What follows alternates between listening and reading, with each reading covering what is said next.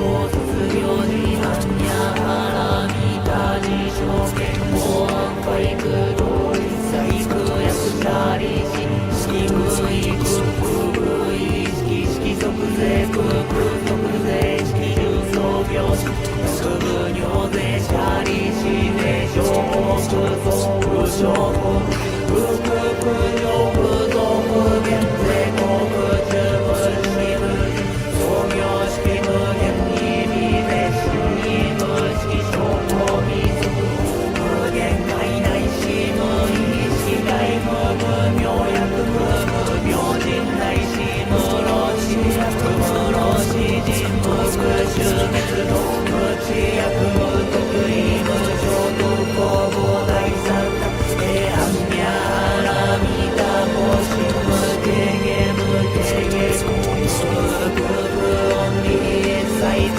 道無即行で完全勝物へハンミャラミタクラノブタ三脈三宝大統治ハンミャラミタ税大理主税大名主税無上主税無東道主無上一切不真実無法説ハンミャラミタ主節主圧やでやであらやであろやでおりそわたハンミャ神願わくはをもってあまねくり祭にを励し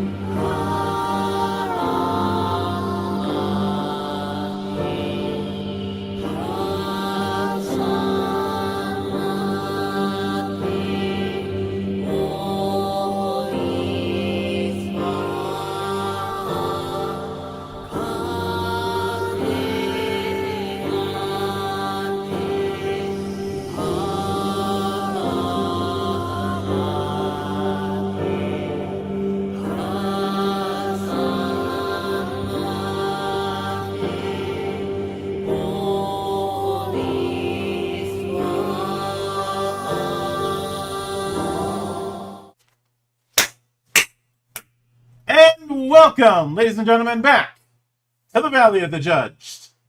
I am your one and only gaming monk, better known as Mildra, and with me is my good brother here in the temple, the man behind the Wanderer's Library, and currently venturing through the Dark Ages, good brother Sig. The countdown has come down to this, and I'm going for it. So, as mentioned last week, this is our diversion, this due to the 3-in-1 rule. The original plan was to cover Equinox, but given what I'm going to be doing tomorrow, I decided, you know what? It was fun doing the double feature last time. Let's run it back. I am definitely down for it. So we're going to be covering 2 quick starts tonight. The first one we're going to be covering is Equinox, which some of you are going to get some Shadowrun flashbacks from this. To that I say I'm right there with you. You'll see. And the other one is the quick start for the currently crowdfunding, though it's wrapping up, Heroes in Might and Magic TTRPG. And I will note in full disclosure when it comes to the latter, I did back that on Kickstarter, and I will be interviewing the developer of that tomorrow around noon. Well, noon Central Time. Adjust for your time zones as appropriate. So, We'll start out with Equinox, which is very much in the realm of science fantasy, and a lot of people have made Shadowrun comparisons with it. The aesthetic kind of reminds me of like old 60s and 70s kind of sci-fi stuff. Mm-hmm. Yeah, I could see it more 70s than 60s. I mean, we already did a 60s sci-fi last time we did one shots. Yep. That was certainly interesting in Space 1999. Mm-hmm. So let me move this to double page. But it definitely comes across like a lot of the SF and fantasy comics that I had growing up. Now, I do appreciate that we have bookmarks for this quick start. We do have hyperlinks for the table of contents. We don't have an index, but this is 26 pages. It doesn't really need an index. I was about to say, I'm not sure we'll quite need an index for something so small. Mm-hmm. So, first off, what the hell is Equinox? It describes itself as a future fantasy game of sorts. The setting takes place in the war-ravaged and lawless Sol system and the shattered remains of Earth, now known as the Earth Belt. The characters are restless outcasts and misfits living on the fringe of galactic society. They aren't regular humans, however, they are mystics. They have a deep connection to the countless fields of mystic energy in the colonies and the Earth Belt, and know how to utilize their power. The basic setting considers them rebels and pirates, encouraging stories with an emphasis on space battles, fighting the forces of evil, and carving out a living at the edge of the universe. Makes you wonder what happened to Earth to warrant this type of thing. Mm-hmm. Now, the setting is described in detail in the setting guide, and is summarized as follows. The Equinox universe looks vastly different from the one those early pioneers saw when they took to the star. Thousands of years ago, in the golden age of ancient Earth, mankind managed to tame the Mayan-predicted mystic circles that brought magic to their homeworld colonies. Mankind prospered and excelled at developing control over the mystical forces, technology, and eventually even a fusion of both. While it appeared that mankind had outwitted its recurring enemy, their clever manipulations didn't go unnoticed. Billions died when the demons, horrible creatures from beyond that hunger after mankind's souls, attacked. They rained corrupted death down on the planets, turning every one of them into a living hell that gave way to the overwhelming forces of the demonic armies. So where's Doomslayer when we need him? Right. It also sounds like they've had control over this magic for quite some time if they've gone back to the Mayan predicted circles and their concept of astronomy. Mm-hmm. I was about to say astrology. It's like, no, that's not right. The unexpected attack left Earth and its colonies without a chance. Humanity fled to outer space, and the Sol system was lost entirely, leaving each colony isolated and alone. The mystics were left behind, and mankind watched their greatest achievements fall and their interstellar realm crumble to dust. Their new homes on starships and space stations were the only places safe from the mystical threat. When the demons and their Shanrazi pawns found a way to overcome the void and reached for the stars, the human consortium mounted a coordinated attack, something thought impossible by the demons and their servants. In this final battle for the cradle of humanity, the incredible energies released also resulted in the destruction of the very reason mankind came back, Earth itself. The Great Nether War was over, humanity had won, but Earth lay shattered into pieces strung along its former orbital path. Now, just over a century later, and 20 years after a civil war of sorts, mankind once again feels in control of its own destiny. Tensions over the legacy of the demons have turned Sol System into a lawless no-man's land.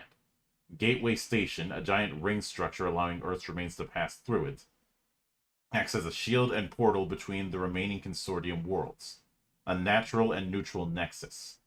The rest of the Sol system became a hive of misfits and lowlifes, drawing in all those people unwanted in other parts of the galaxy. However, it also became the last safe hideout for the vagrants, rebels to the oppressive might of the consortium, a government they deemed to be fascistic and corrupted from deep within. Isn't that how it always goes in these type of games? Mm-hmm. And pretty much. I know a lot of people are going to be looking at this and thinking Star Wars with demons, which honestly, that sounds like a pretty cool idea. But I will always appreciate when you have a setting that instead of having magic and technology be adversarial to each other, they are complementary to each other. That is a rare thing you don't find in too many of these games. Mm-hmm.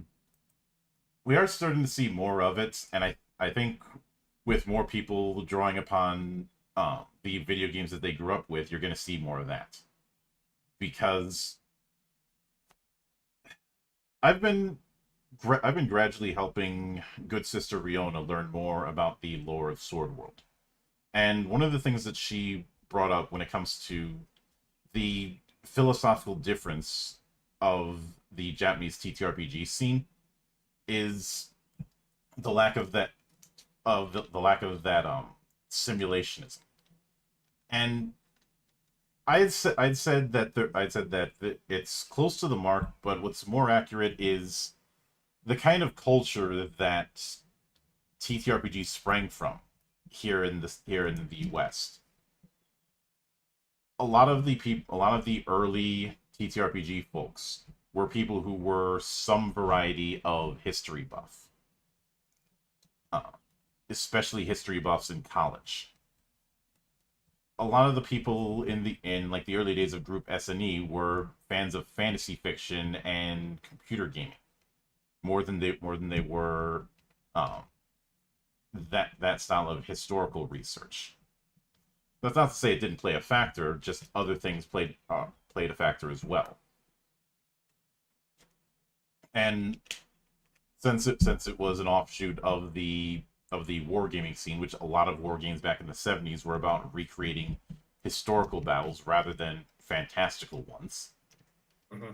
Especially ones involving World War II or the pike and shot era of conflict. That kind of thing carried forward. That's why you have a whole generation of gamers who think that you need to do this simulationist approach. And because of that, there's the idea that magic should be separate from tech, because in a lot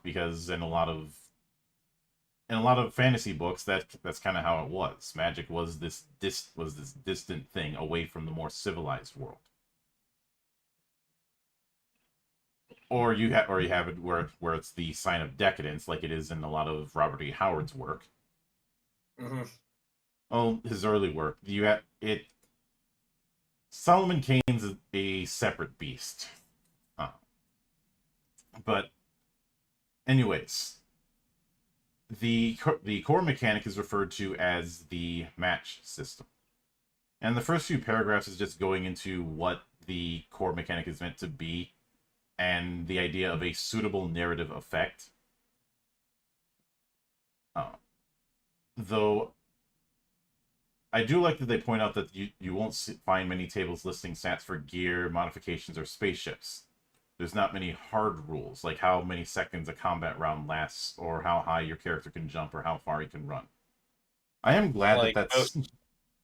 Yeah, it's like most, especially OSR games are still like trying to recreate, as you said, the old ways, like in early D&D and whatnot. Mm-hmm.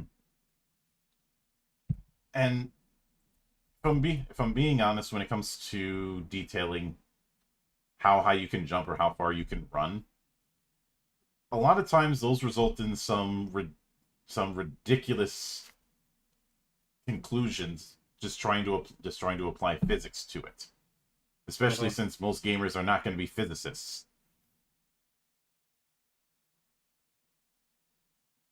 The farthest I go in physics is how far an explosion's going to throw you. Mm-hmm. And a lot of those things I play very fast and loose with, because most of my players aren't going to be that knowledgeable on physics anyways, and I shouldn't expect them to. Exactly. I mean, you're there to play a game. You're not here to give a freaking lecture. Mm-hmm. But when they point out, do we really need to know the exact dimensions of a really big spaceship as an example? And that's true. Like, how necessary is it to know the amount of cubic feet that the Enterprise takes up? It's really not. It's more of a general idea. Mm-hmm. Oh. And let's see, then we get into preparing to play, which is the standard setup. Then the definition, then the players, the game master, what you need. You're only going to be using D6s in this. Something I also haven't seen too much of. I mean, I'm aware of D6 systems, but I don't have too many games that fall into that umbrella. Mm-hmm.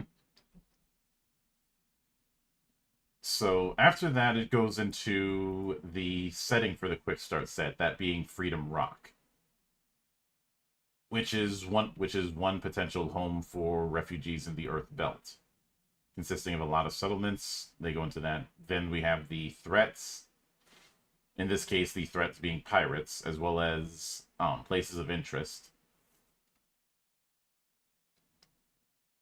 They've got Manhattan on this rock. Makes you wonder what happened to New Jersey. Mm-hmm. And then we have a one-page spread of the important personalities.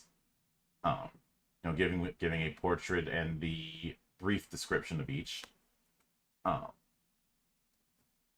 Most of them certainly look what I'd expect them to. And then there's Scraff. And what the hell is that? That is so 90s cyberpunk it hurts.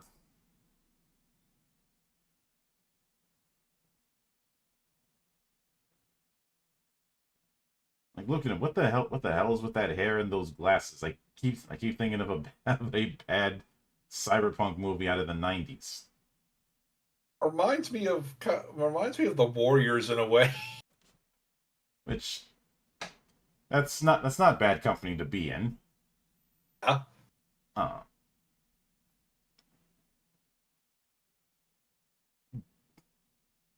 But then we get into the character sheet, and I do appreciate that they break down the individual elements. So attributes, then characteristics. This being things like initiative, your resistance ratings, your composure, and just general defense, your health, as well as the number of action points you have. And this is going to be one of those cases where health is on a wound system instead of on traditional HP. Then the tags, which is keywords that are most important to the character. Now, normally this is where I'd go into the guidance thing with tags, but this is a quick start, so that doesn't apply here. Then the skills, and yes, we're doing the attribute plus skill formula when it comes to making rolls. Then resources, especially the karma pool, which is the resource you're using for a lot of the extra normal abilities. Then, of course, gear and powers and spells. And given that everybody in every PC is going to be a mystic, you essentially have it that everybody is some kind of Gish.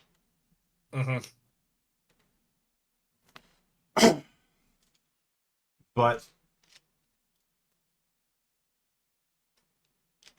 then we have the rules proper.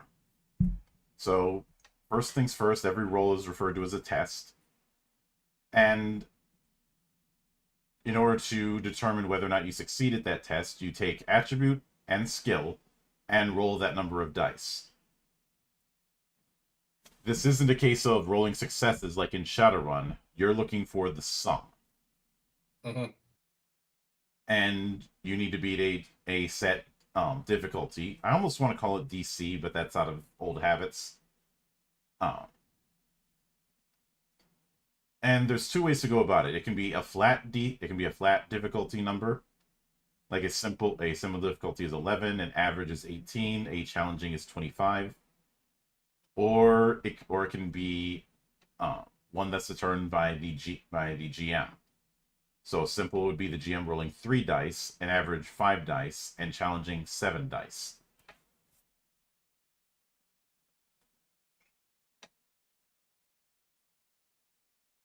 And were I to do something like this, I'd probably just go with the target numbers. It's simpler and easier to remember. I could see myself alternating between either if I want to put players on a bit of edge, to reinforce that sometimes things aren't, your level of success isn't going to be as clear cut. Mm-hmm. Or if it's one of those cases where they're in direct competition with somebody. Because the rolled difficulty is basically a contested roll. Yeah. For something like contested rolls, I could definitely see doing something like that. Mm-hmm. But whenever three die get the same face, so basically a 3 die set, that action has a positive side effect. However, if you get 3 ones in a roll, that's a negative side effect. I like to call this kind of thing the and but rule. Mm-hmm.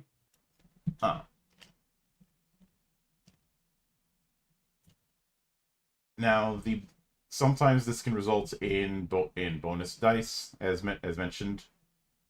Bonuses and penalties depend on the same number of dice showing the same face. 3 dice equal +1, 4 +2, and so on. Mm-hmm. When you're at an advantage or disadvantage, usually the result of an appropriate tag, you gain a suitable bonus or penalty to the test and all relevant traits. So a minor might be a static +1 to 4 modifier or 1 dice. Considerable would be 5 to 8 or 2 dice, and major would be 9 to 12 or 3 dice. And because of the match system, that does put a new context as to why a GM might want to roll the difficulty instead of having it be set. Yeah. And I can see situations where, having, static target numbers and then rolling would be appropriate. Mm-hmm. But when you have karma, you can spend karma to get a do-over or to buy a bonus die before the die are rolled. You can gain karma for doing awesome things during play or by getting into trouble. You can temporarily have more points in your karma pool than your rating. So karma can be your extra effort, as kind of hinted at. Mm-hmm. Then tags are what we already discussed. They are a descriptor. If you can explain how it would be helpful in a situation, it can give you an advantage. Or if the GM can find a way that it would put you at a disadvantage, then you get a disadvantage. Though I don't see anything about a cap. Yeah, as far as karma and tag are concerned, it doesn't seem like there is a cap, but maybe that'll be elaborated when the full version is released. Well, the game's been out since 2017. Fair. I just opted to cover the Quickstart for this because that's where the wheel landed when I did that setup. Yeah. And then we have powers and spells. To use either, a mystic field needs to be present. The field strength differs from place to place. Low is 1, extreme is 5, standard is 2, and determines the maximum energy at which the power or spell can be used. You can always choose to use a lower energy field than the mystic field strength. You need to make a suitable activation test, attribute plus skill, to generate the described effect. Using powers and spells is exhausting. You take 1 point of exertion, and even hurts if you aren't careful. Take 1 wound if the energy you use is higher than the shielding rating you have for the power or the spell. Spells are more versatile than powers and can be configured. The listed parameters, range, duration, and area of effect, are set at the energy used. All others are set at 1. You can spend action points to increase the additional parameters, 1 AP for increase up to energy. And target states which resistance rating is used. So then we have a nice little chart of the different tiers of energy, as well as the different ranges, durations, and area of effect.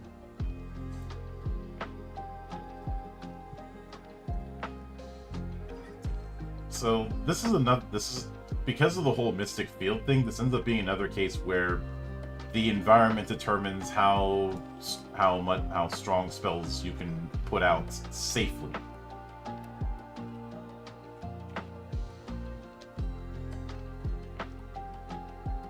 And it also looks like it looks like depending on the field, it could be a low or a high risk to you depending on what you're doing. Mm-hmm. And I do have a soft spot for that concept of you can cast that spell as much as you like, but each time you either get fatigued or you take outright damage. Mm-hmm. I had thought about developing a spell system where you end up building up heat, and if you overheat, you could have bad things happen to you. Much in the same way that if you overheat while using energy weapons in, say, BattleTech, you can override that cap, but you run the risk of catching a bad case of explosions. And nobody wants that.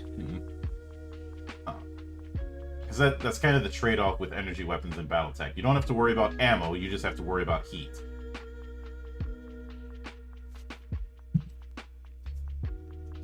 But then we move on to conflict, so now we're getting into the combat system. Turn order works on initiative rating, standard fare. But instead of a tier of action approach, we have action points. You can perform as many actions as you can pay with AP. An action requiring a test costs 2 AP. A reaction costs 1 AP. And continuous actions can be spread across several turns as long as at least 1 AP is spent per turn to keep it going. And of course, your AP resets when your turn comes up. And because of this is where things like range can be altered by overspending.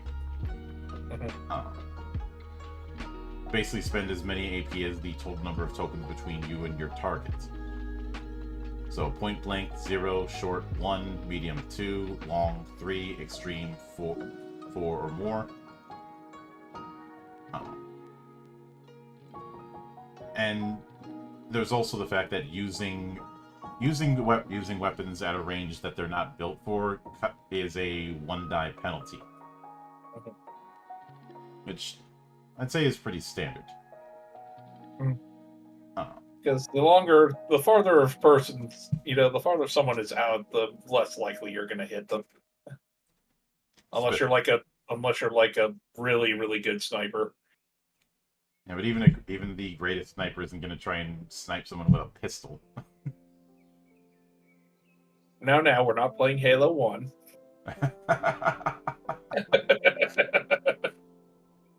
But then we have attacks, which the attack test is usually agility plus shooting or agility plus fighting versus the target's defense. and advantages and disadvantages are applied as normal. So with defense, you can either dodge or defend it as reaction if you're aware. That's active defense, which is agility plus athletics or agility plus fighting.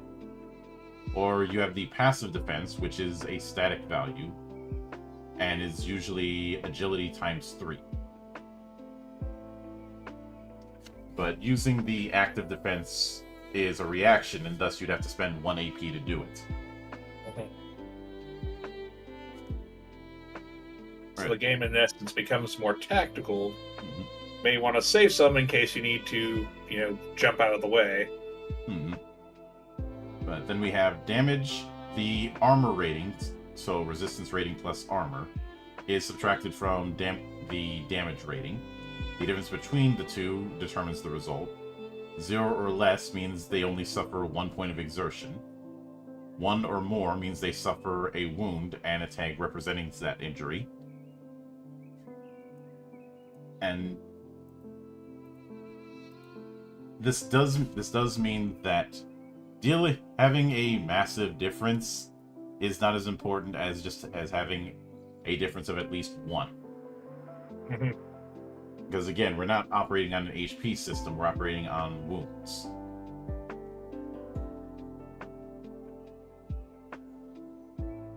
But after that, it goes into the Pink Mushroom's adventure for this quick start. And we do have things like location tags, as well as the mystic field strength of the area, which in this case is 2.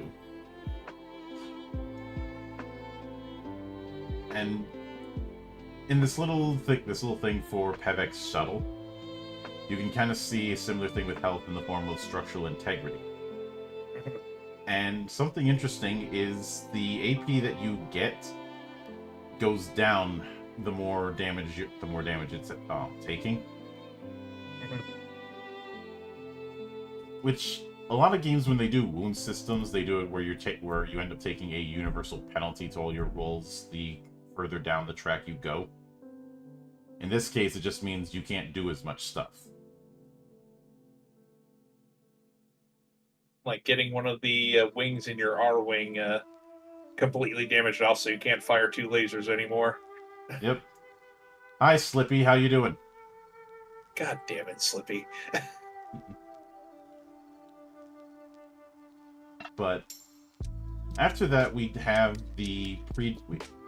skimming past the adventure itself, we have the pre-gens proper. So this allows us to get kind of a vibe for the way the sheet is going to work.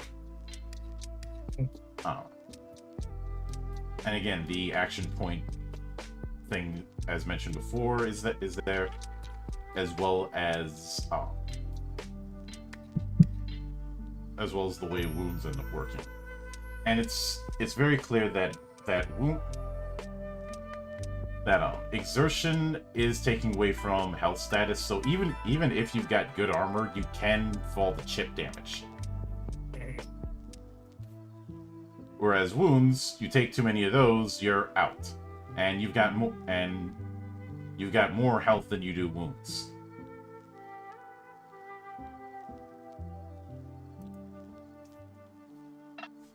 But something else I think is interesting is when it comes to the powers. We have it outright listed what sort of shielding that they're going to need. Like the Acquire power is going to require a shielding of 2. Mm-hmm. Whereas Captivate only needs 1. And each one there isn't a universal attribute or skill when it comes to using powers. It's specific. It's sort of like what we were seeing with the Blood Arcana in Fang Knight. Yeah.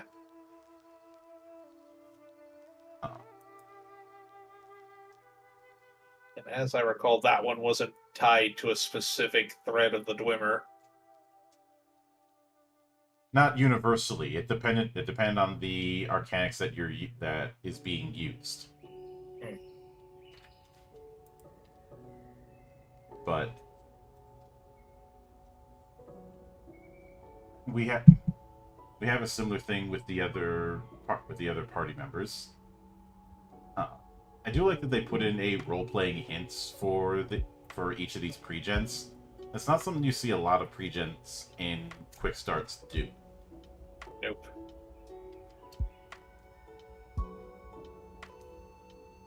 But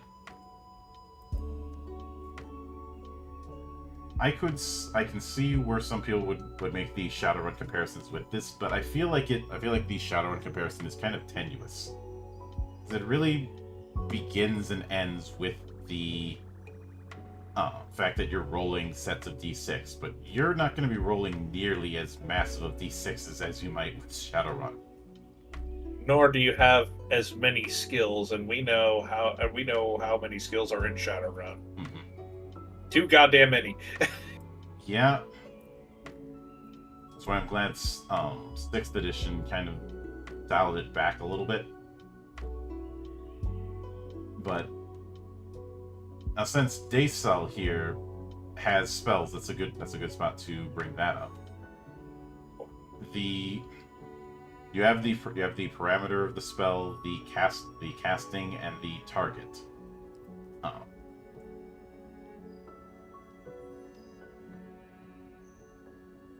Which is basically if it's targeting physical or mental defenses, or the equivalent resiliences. I should correct myself.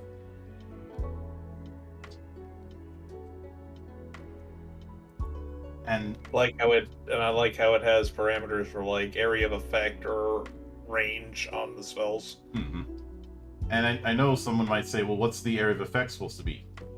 That's going to be determined by the shielding rating, as we mentioned before. And it is possible to extend it, but that's going to come at a cost. Mm-hmm. For this adventure, the shielding rating is 2, so it's not a whole lot, but it is enough to get the job done. Mm-hmm.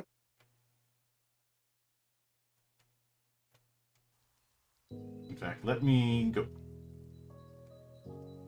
Yeah, let me go back. So, Mystic Field at 2. That means range is short.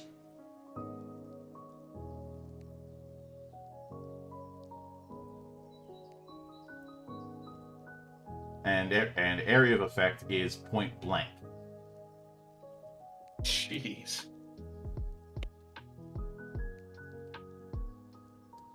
So whatever they're working with, if too many people are on you, yeah, it's gonna hurt quite a few people.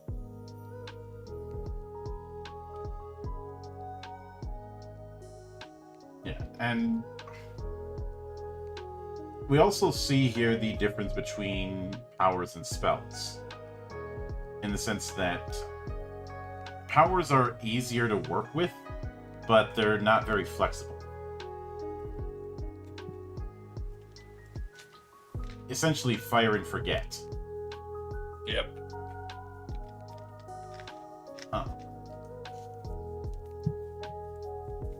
As opposed to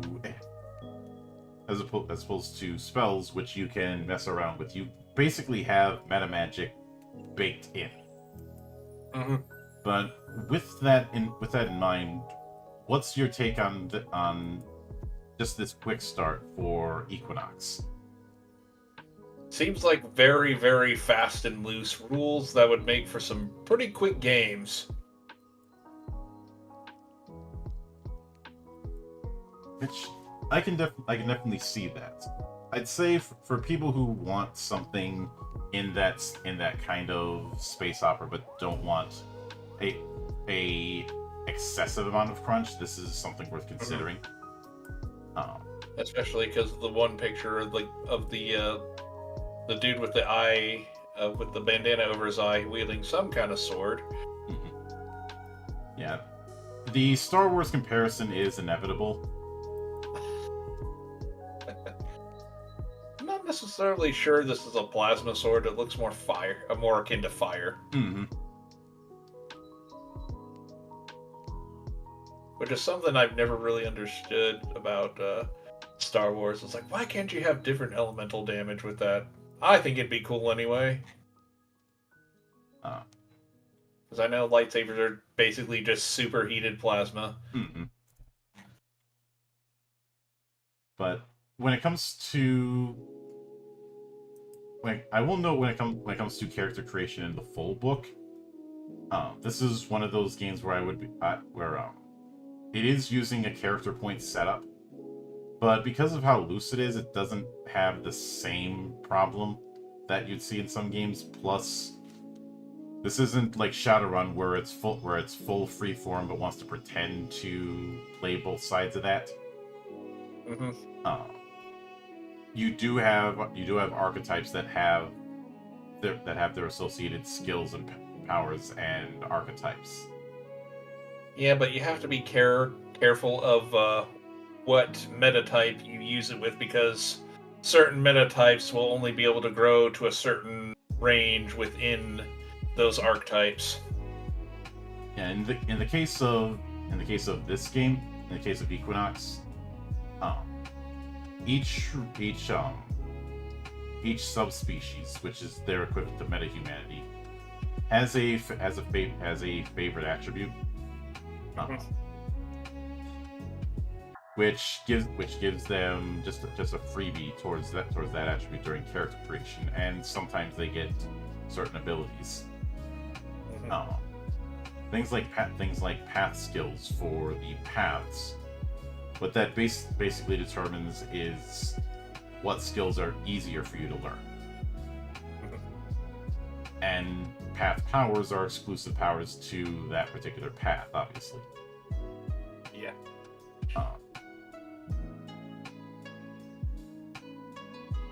But it is still point based, but it's nowhere near as bad as it could be, because I don't see any form of skill specializations, and the skill list is not very big.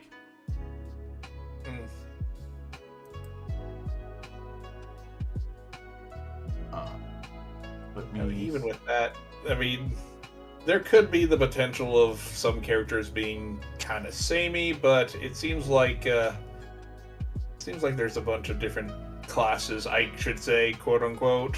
Like like for the pre-gens, there's the merchant, there's the soldier, there's the crafter, and of course there's the mystic or the spellslinger. Yeah. And I should correct myself. There is specializations when it comes to skills, but the big thing is everything caps at 5. Skills cap at 5, attributes cap at 5. Though there is a soft cap of 3. Powers and spells cap at 5. So, as a general rule, you'd only need 10d6 at most. Most of the time, you're not even going to get that far.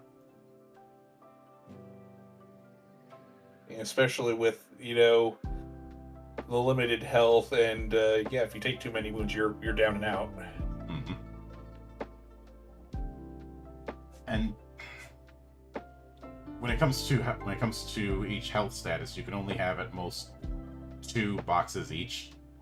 Mm-hmm. So there's a degree of customization, but it's very much meant to go fast. Yes. And that emphasis on tags certainly helps smooth things out, since you don't have to have several dozen pages on individual equipment entries. It'd be nice to have scratch notes for this type of thing too. Yeah, and there certainly are in the full sheet. Mm-hmm. But obviously, we're not covering that. This is a quick start. Right. But that is the first half of the equation. Now we get to the other one. and returning to the world of 2D20. Because now we got to talk about Heroes of Might and Magic. Yeah. Now, I will note that this is based on Heroes of Might and Magic 3. I may have mentioned that previously. The one that is regarded as the best one. Mm-hmm. Some of the ones post 4 are decent. 5 is pretty good, but it took a radically different direction. And whether or not the upcoming Olden Age one holds up, we'll see. It is going to have to answer the question, okay, what are you doing that's better than Songs of Conquest or Age of Wonders, since those are the two big likes.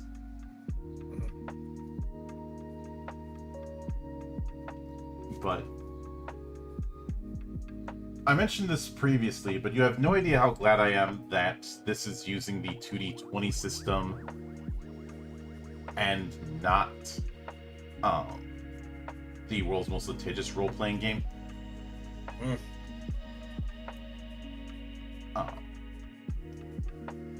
And as far I see Don Munn in the chat saying is about hoping it would be its own system based on the Might and Magic RPGs. I can see why that might be a thing, but the core Might and Magic games are a much different beast than Heroes, and this is building more on Heroes.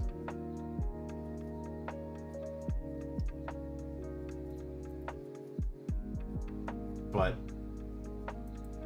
unfortunately, the PDF does not have bookmarks. This is a larger PDF than the last one. That's a bit unfortunate. Pages. Yeah.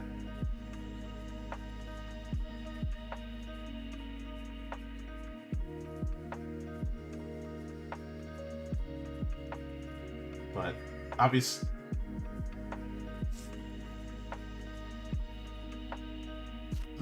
and I will note the thing about 2D20 is there isn't a universal SRD for it. So each 2D20 game entry can essentially do its own thing.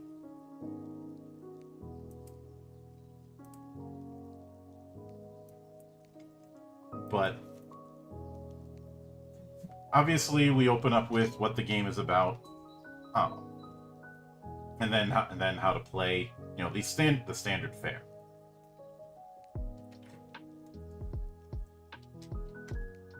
And then going into the trait and skill setup of the 2D20 system.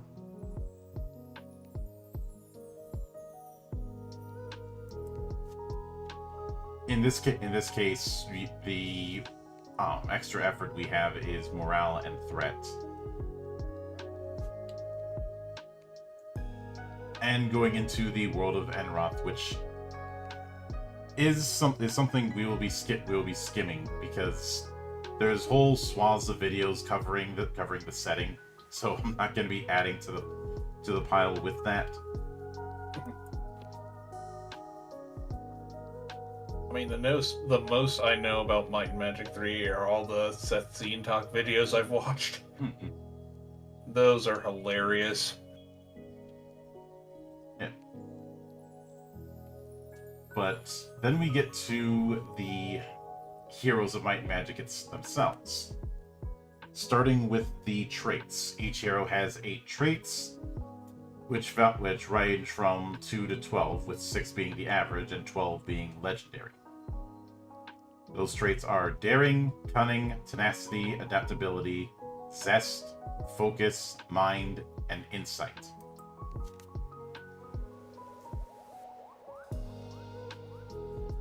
And then we have the skills proper, where each skill is described by a number indicating its value and a word indicated its level of proficiency. So 1 to 3 is basic, 4 to 6 is advanced, 7 to 10 is expert. And unlike some of the other 2D20 affairs that we've seen, this one actually has character classes. Because it kind of has to. Mhm. And it is and the character classes do seem to be tied to nations to an extent. Since your choice of nation determines available lineages and character classes.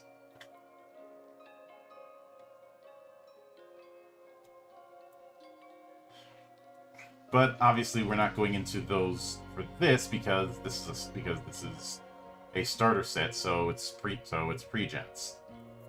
But Oh god, I gotta make the obvious joke before we go on at the top of chapter 3 with this undead army. It's like, who the fuck picked Necropolis? But as far as the classes, we have the Heroes of Might, Knight, Barbarian, and Ranger, and the Heroes of Magic, Cleric, and Battle Mage. You also have your choice of an alignment, which is basically order and chaos. So we're not doing that 9 alignment shit. Yep. And then merits, which is the catch-all for abilities from nation, class, and lineage.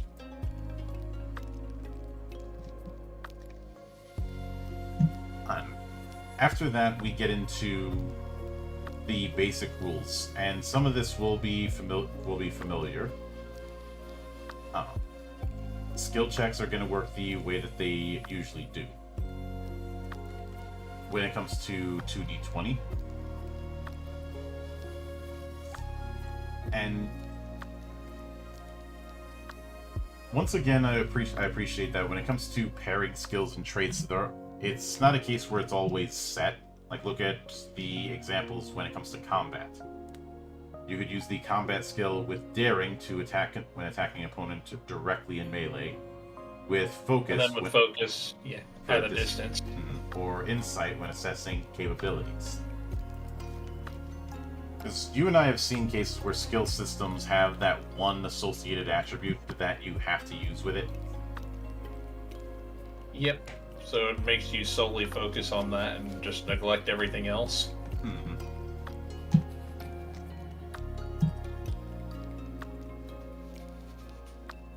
Pretty much.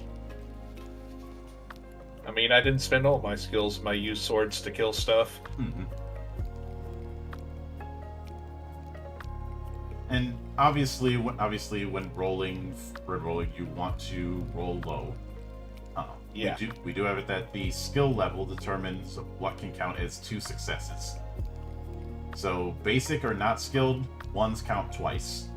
If you're advanced level, 1s or 2s count twice, and expert level, 3s or lower count twice. It is interesting that it's done in this way, because in some other 2d20 affairs, the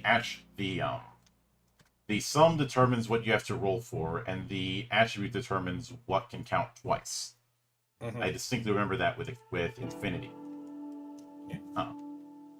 So even if you're not skilled in a certain thing, I mean, you could still get extremely lucky.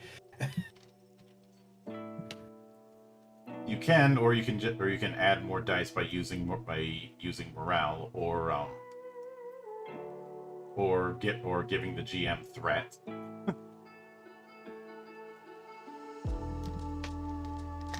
But when it comes, obviously, complications are something we've covered the last time. And I will note, I like that we have a sidebar about proper and improper usage of complications.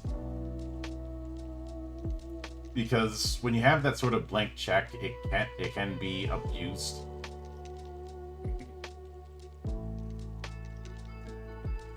So it's nice that the line is drawn.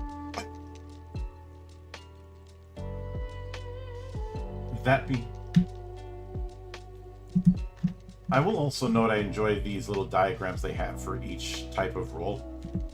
Mm-hmm. So,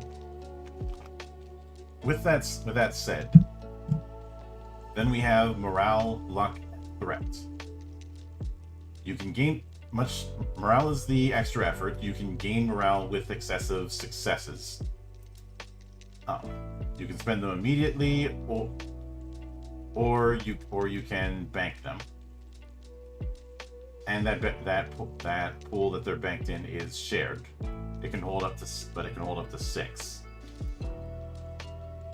So if you generate morale and you've got 6, you better spend it now. And it looks like on morale, if you spend two more morale points, you can create a permanent resource recorded on your sheet. Mm-hmm.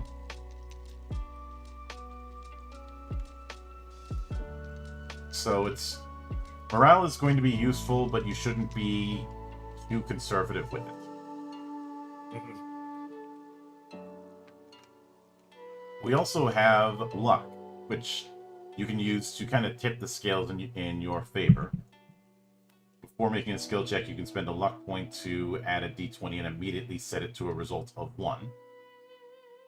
Or after rolling, you can spend a luck point to re-roll any selected die.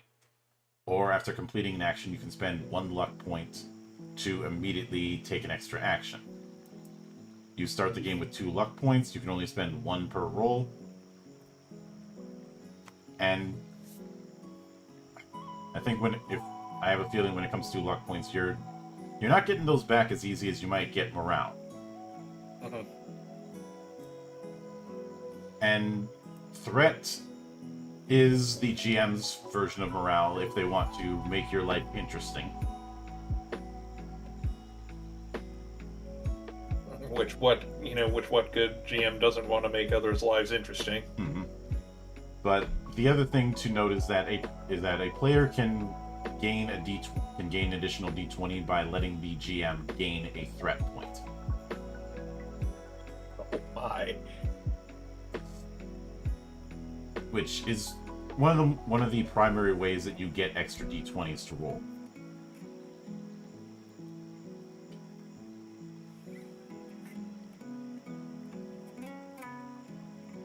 And of course, then we have rounds, which work the way you'd expect them, as well as actions.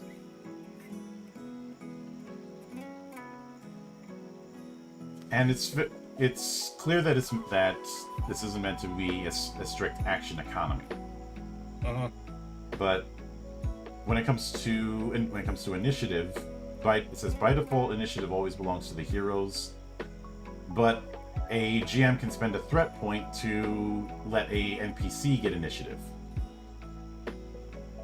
Before the round begins, they can spend it to allow an NPC to act first, or interrupt during player turns. Oh goodness! Oh my goodness! I love this thing under threat. Going back for a moment, it says the world does not stand idle as heroes grow in power. Rumors and reports of troop movements spread quickly, and enemies prepare accordingly. The larger the armor under a hero's command, the more threat points the game master gains during battle. Again, I must make the obvious joke of Necropolis. Mm-hmm.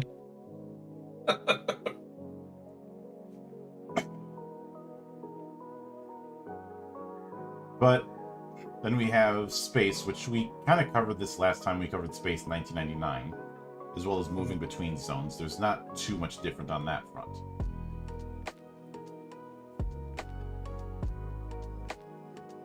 And then we have resources, which is meant to be items owned by creatures, heroes, and units, as well as allies and contacts. Mm-hmm. It is playing loose with what counts as resources. But if they want to get something extra, they have to spend 2 morale points, as we mentioned before, or pass a skill check in a narratively justified situation. Mm-hmm. Resources can have qualities. And using a quality can make a skill check easier by reducing the difficulty level, provided that a given quality can be narratively connected. So qualities are kind of like tags in that regard. kind of wonder, because I'm looking at all the resources and whatnot, and I'm looking at the zones. It's like, makes me wonder if they're going to have some type of like system like it is in actual Might and Magic, where you can build specific weapons and artifacts. Mhm. Then we have units as resources, a special type of resource that is the units commanded by the heroes, though they should never be treated as just another resource. Just as a player character is more than just a collection of stats on a sheet, units should develop over the course of the game, becoming a living, yes, revenants and skeletons, you too, an integral part of the imagined world. Assigning qualities is one way to make a hero's units more unique and personal.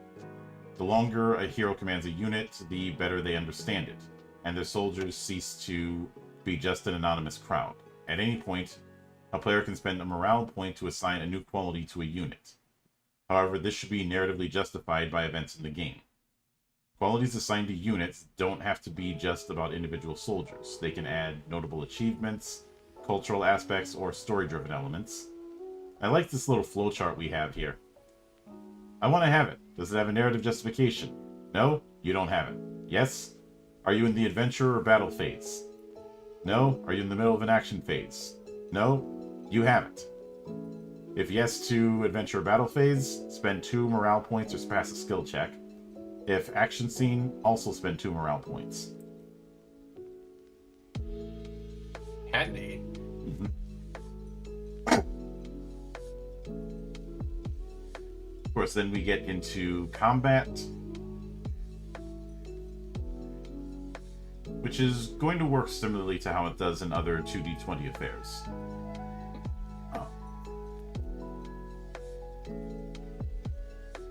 That being said, in addition, when during a combat skill check, you're also going to be rolling the attack dice, which are d6s. Mm-hmm. These do not generate successes, but if the skill check is successful, this determines how much damage you do.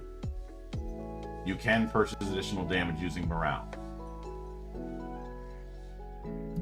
So, an unarmed attack might have +0 AD, a sword without a quality being 1, an axe made of fine steel, so quality 1, 2 +2 AD, and the results is roll a 1 on it, 1 damage, a 2, 2 damage, 3 to 4, no damage, 5 to 6, 1 damage and additional effect. For non-magical weapons, the additional effect is just +1 damage. Yeah, so it does have artifacts. Mm-hmm. Certain artifacts or hero merits allow this effect to be replaced with something else instead of +1 damage. Details on the advanced options can be found in the core rulebook. Mm-hmm. And then we have vitality and injuries. Vitality is dependent on your lineage and character class, and it fully replenishes at the end of a scene. If vitality drops to 0 during a scene, you suffer an injury. Vitality does not recover mid-scene unless it is restored through spells or hero merits. Any additional damage after reaching 0 vitality immediately causes another injury, even if the attack only deals 1 damage. A hero can suffer up to 4 injuries. If they take a 5th one, they're killed. Yeah, so don't take too many injuries and make sure to heal properly. Mm-hmm. And there are ways to heal it, like a Tavern Rest, which heals 2 injuries. Obviously, magic, like the Restoration spell restores 1 injury. Medicine the medicine merit can heal 1. A Mysticism focus skill can heal 1 injury. But if you do this during the tavern, you can do this during the tavern phase, but you can only do it once. You can only heal that way only once. I wonder if that's once per combat or just once in general. I think once during the tavern phase, which I'm a bit iffy about introducing the names of the different phases before introducing the phase concept. But I can infer that tavern phase is basically the downtime.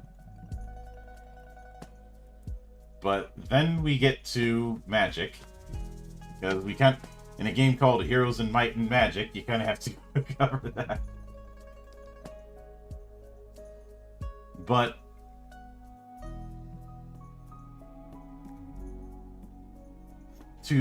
obviously magic is going to be in the form of spells. To learn spells, you have to possess a spell book. Each mage customizes their spell casting to suit their style. So a spell has these attributes: power level, the overall strength of the spell; range, self-explanatory; mana cost, the spell point cost. Spell points are only spent if the casting skill check is successful. Good. Spell power, what the spell does, and additional effects, any extra effects triggered by the spell. I don't know about you, but I hate when I go to cast a spell and if it's like nullified for like a stop spell or a silence or something like that, I hate that it still uses the MP. Always hated that. Yeah. So to cast a spell, you have to do a skill check using either Zest or Focus, combined with Sorcery. The difficulty level of the spell is equal to its... they say equal to its level, I think they mean power level. And all the same skill check mechanics still apply. So then when it comes to spell points, the number of spell points you have depends on character class, merits, and traits. Spell points replenish when you drink water from a well, of course. And since wells aren't found on every corner, 2 spell points regenerate automatically at the beginning of each day in-game. And at the beginning of a new campaign, they're restored entirely.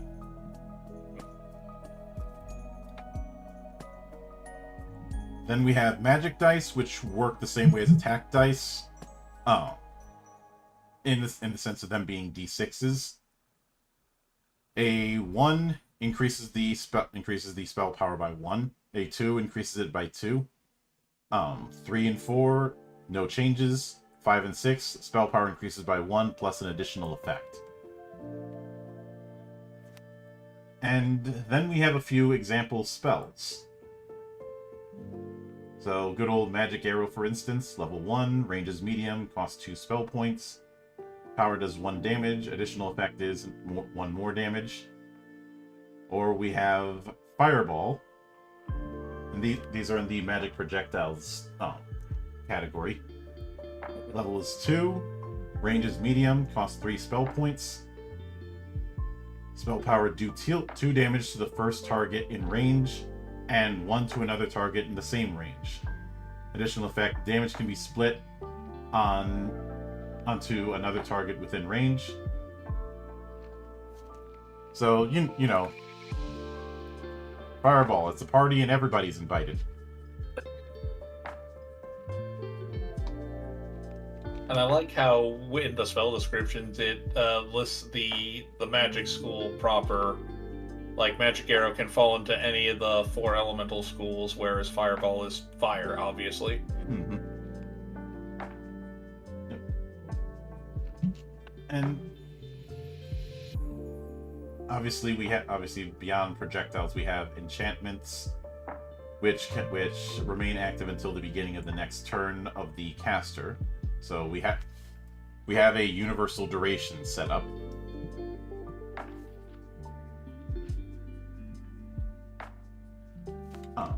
And then we have the gameplay chapter, and I'm not going to say it like Seth. Gameplay. And a lot of it is going into how scenes play out. And this is where we actually get into the phases. You have preparation, exploration, adventure, tavern, and battle. Preparation, heroes set their goals and prepare for their journey. Exploration, heroes venture into the world with their armies. Adventure, heroes embark on a mission without their armies. Tavern, heroes rest, recover, and gather rumors. And Battle, armies clash on the battlefield.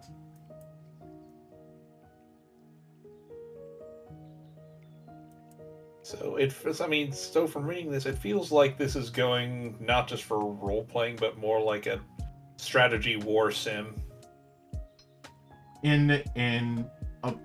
Without going simulationist when it comes to unit size and the like, pretty much, because going with that with all the different unit types and just one entry in HOM would be a bit That would make much. it very chunky.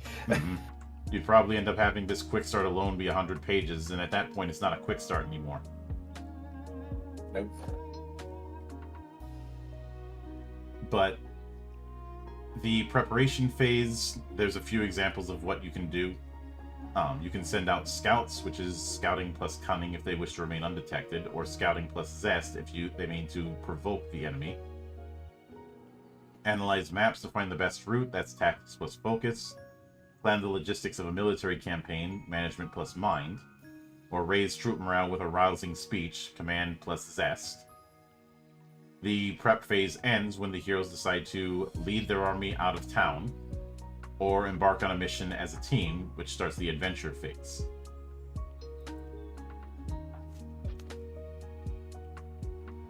So even though the phases were written out linearly like that, it almost seems like exploration and adventure are side steps in the second phase of this kind of flow.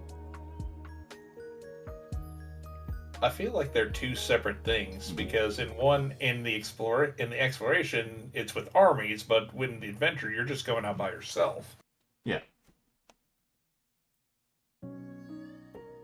Which is good because it means you can have the traditional party or have the full army approach. Mm-hmm.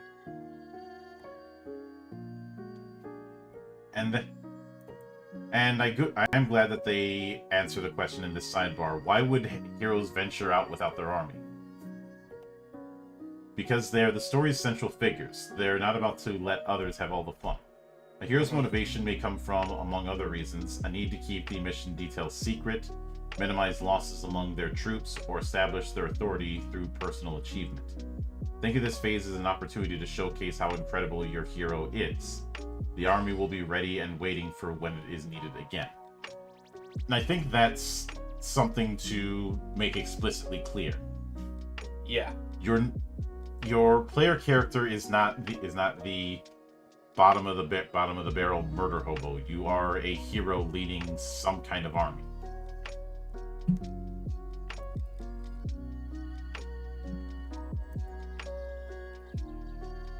Of course, then there's the tavern phase and the battle phase.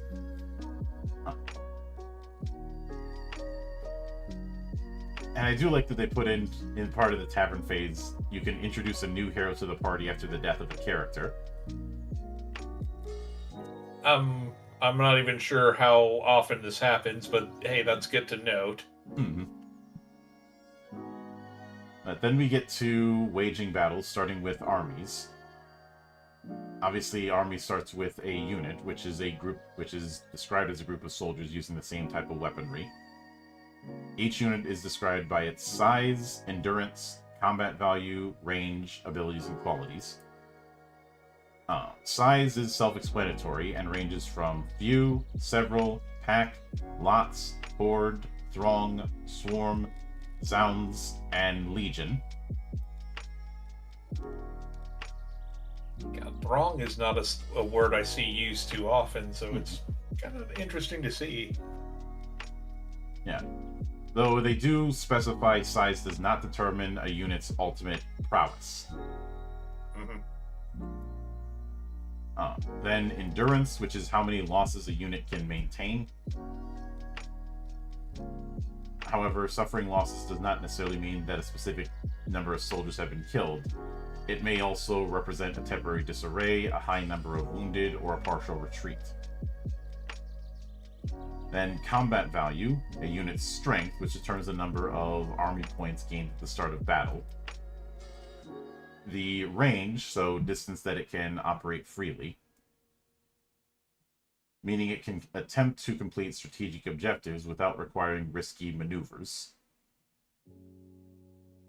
Unit abilities, self-explanatory there, and qualities, which is the same as qualities when it comes to heroes.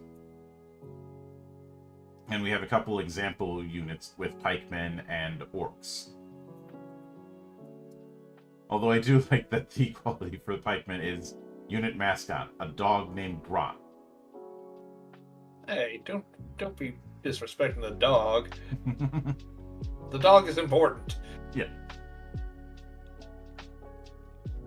But at the start of the battle phase, each player receives a number of army points equal to the total combat value of their army, plus 1 additional point for each unit. You use army points to complete strategic objectives presented by the Game Master. Army points do not regenerate during battle. If you deplete them before the battle ends, you will have to rely solely on your hero's actions. However, using up all army points does not necessarily mean your units are lost or routed. Depending on the situation, they may be unable to fight further due to exhaustion, chaos, or loss of morale.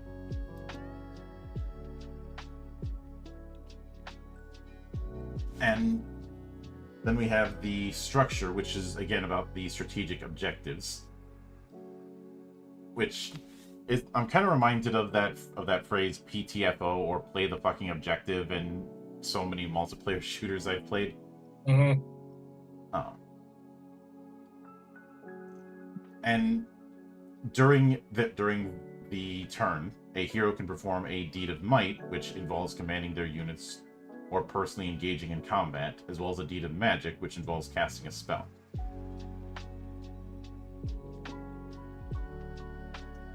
But strategic objectives are tasks set by the Game Master for heroes and their armies during battle. Players must fill a progress track with a specified number of steps to complete an objective. This can be achieved using army points, excess successes from a power action, or spell effects if they fit the narrative context. If the progress track is not completed, the attempt can be resumed in the following round. Other heroes may also contribute towards completing the objective. Filling the progress track means the objective is completed, bringing a positive change to the battlefield, either narratively, mechanically, or both. Conversely, failing to complete the objective by the battle's end has consequences. Completing at least half of the strategic objectives before the battle ends results in victory. Well, even if you don't finish everything, there's still a chance you can win. Mm-hmm. And there are going to be a few examples of strategic objectives, which I'm glad, because that's something that could be a blank check issue. Uh-huh.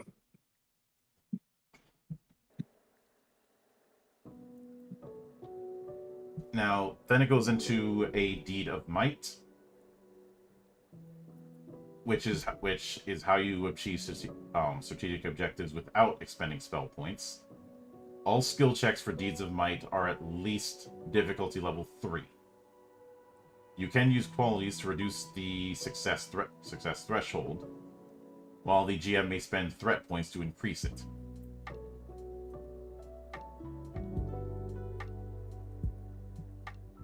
But you can spend army points to make the job a little bit easier.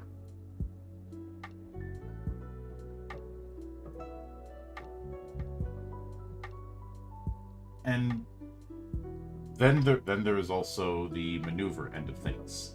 A special type of deed of might. This represents a bold or cunning action on the battlefield that allows a hero to reach a strategic objective outside their range, or find a faster but riskier way to complete the objective. Performing a maneuver always increases the range by 1. A short-range unit can, through a maneuver, attempt to complete an objective at a medium range, and medium can do so at a long range. When executing a maneuver, every army point and success used to fill the strategic objective's progress track counts as doubled, but the objective must be completed in a single action. This is kind of a go-for-broke mechanic. Mm-hmm. And if you don't, that counts as a failure, and that has its own consequences. Mm. So because of that, army points are kind of an extra effort mechanic. Yeah. specifically for battles. On the other end, then you have a Deed of Magic, which essentially is using magic in army scale.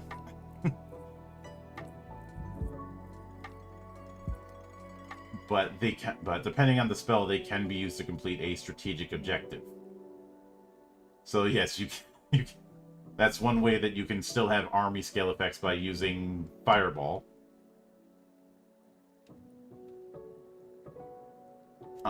The screw it lets nuke everything option. Mm-hmm. Or in Might and Magic 2, break out the genies. Oh god, the spicy boys. Mm-hmm.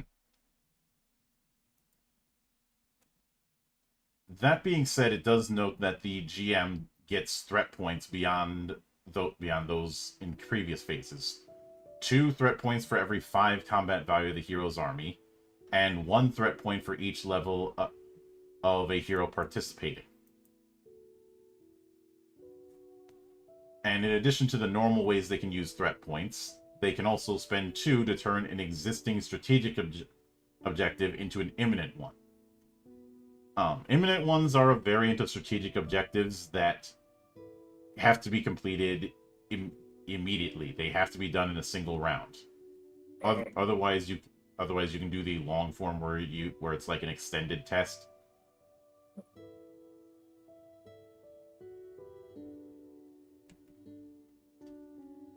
So I feel like we skipped past something. Is there a limit to the amount of threat points that a GM can use in a specific phase or a specific turn? No, as long as he's got them, he can use them. Oof. So things can go from 0 to 100 really fast. Mm-hmm. And Of course, then we have the resolution of battle. As mentioned, once the last strategic objective has been completed, or all heroes have declared a retreat.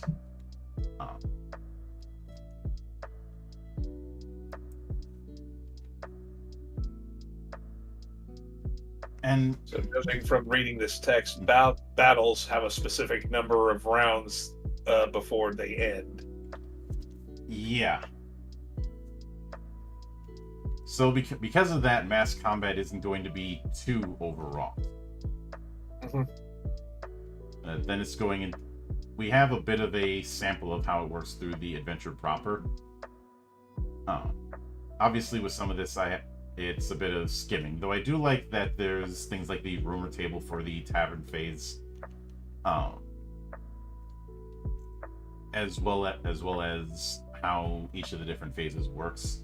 The battle phase in the sample adventure has the duration for the battle, as well as the strategic objectives, the progress tracks for them, the range, and both reward and consequence. This is nice, and I do hope that the full book has more strategic objectives or advice on how to make your own. Then a bit on the NPCs, as well as the stats for creatures.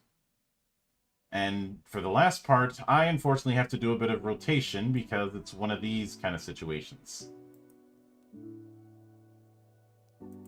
Oh, right, the sheets. Yeah.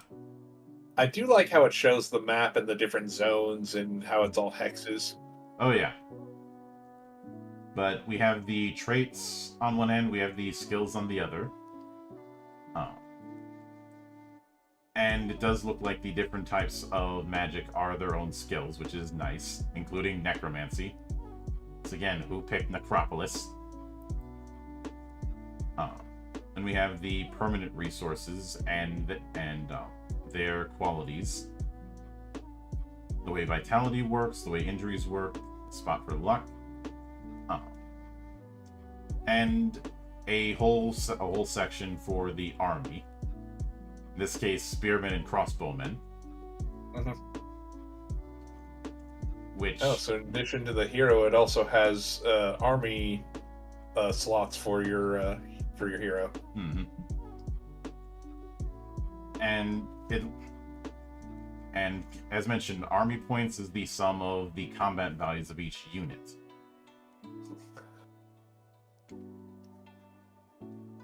And I do like that when it comes to abilities, they are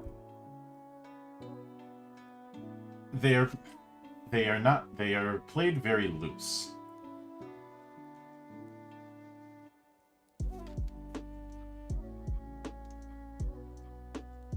It also looks like we do have a leveling set up.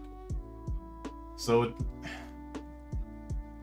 and then finally the base character sheet. So let me take this again. So, I know we skimmed a few things here and there, but what do you think of Heroes of Might and Magic's TTRPG? I am not much for strategy and what like that, but I would definitely give this game a try. It seems a little dense, but it's that type of complexity that I think I could really get into. This is a game that wants to do both mass combat and party combat in the same systems. You kind of have to have a bit more density to do that. It is, and that's what makes it so interesting. So it's like, oh, I didn't know this could be done with this type of thing. So I've come to a bit of a realization. I don't plan on doing this anytime soon, but maybe I'll reconsider this when the core book comes out. But I could see myself hacking the framework of this to make a Suikoden RPG. Oh, hell yeah. Though, if I'm doing that, I'm not using the Vancian model for the runes. Fuck that. Mm-hmm. And I would have to make some kind of system to do dueling. But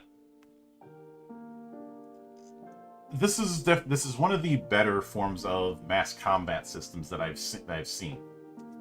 In part because a lot of times when TTRPGs try to do a mass combat system, it amounts to a slightly gimped version of a war game.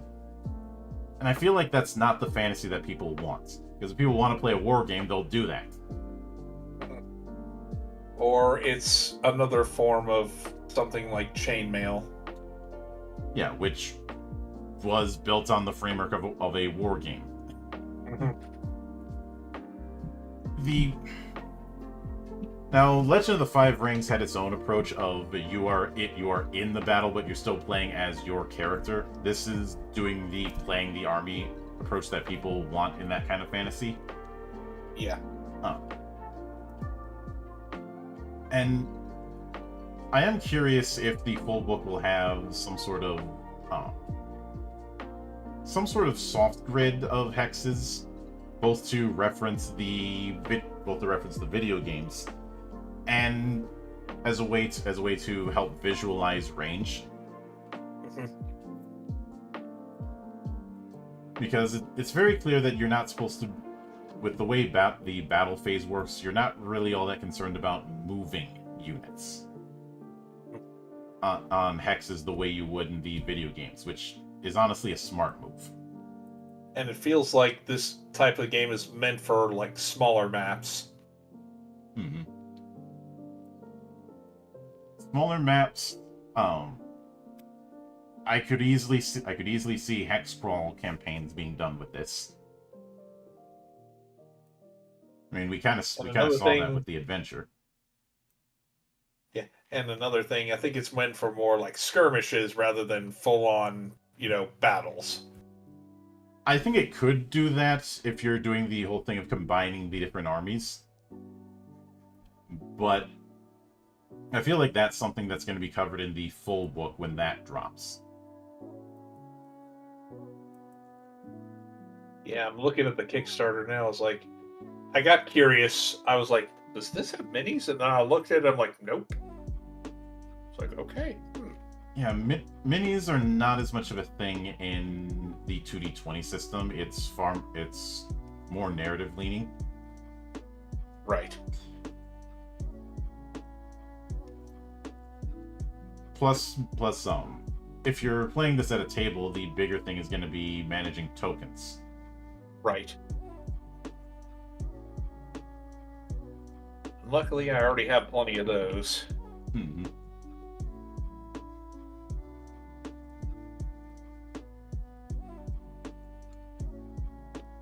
And once again, I'm glad. Oh, I know it'd be tempting to say it should have been its own in-house system, but if that wasn't an option, 2D20 is a good system to go with this kind of thing, because I do not think any version of standard D20 brain rot is going to work with this system without it being very overwrought.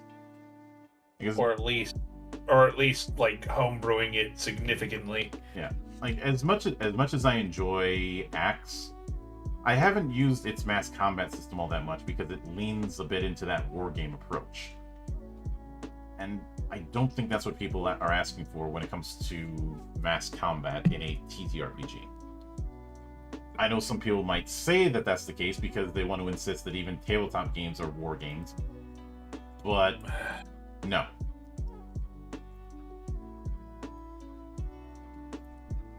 And those people have already confined themselves to a specific game type, which is why they have that mentality. Again, that's why I call it brain rot. Yeah. But with that said, I think that covers everything that we were going to cover. Both of these are very good games, just good in different ways, and I do highly recommend at least taking a look at both of them. But with that said, that is going to do it for this particular episode of The Valley. We will be back here next time. Let me check the schedule so I'm not talking out of my ass. I was about to say next Friday I'm not going to be here because I've got family business outside of this. Mm-hmm. So we'll be back with The Valley in about 2 weeks. Covering the Monster Maker in Fang Night and giving our final thoughts on Fang Night. Oh, I cannot wait for that one. Mm-hmm. And shortly after that, we'll end up diving into something we intended to dive into early on in the Fang Night series, and that was adapting some of the various characters in Nosgoth's mythos into Fang Knight's framework. We just never got around to it. Yeah, we got caught up in the flow because we ended up biting more than we could chew the other week. Oh, it's something that happens, but yeah, that's definitely something we'll have to sit down and do at some point. Mm-hmm. But with that said, as always, a sincere thanks to everyone who took the time out of their schedule to come onto the show and enjoy the madness. And there'll be plenty more where that came from, as there always is here, on the open bar of the internet. But until then, on behalf of the good brothers present and not present, my name is Mildra. I am your gaming monk. Stay fucking frosty, everybody.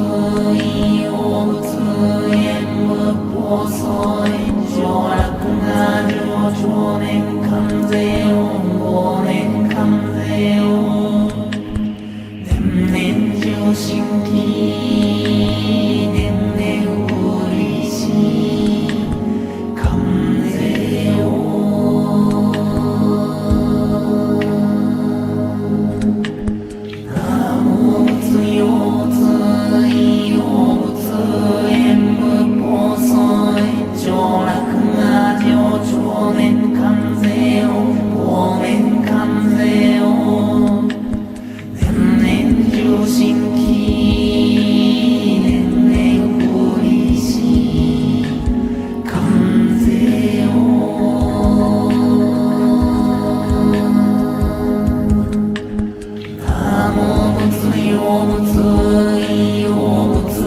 縁無構想上洛が上長年関税を往年関税を延々重心期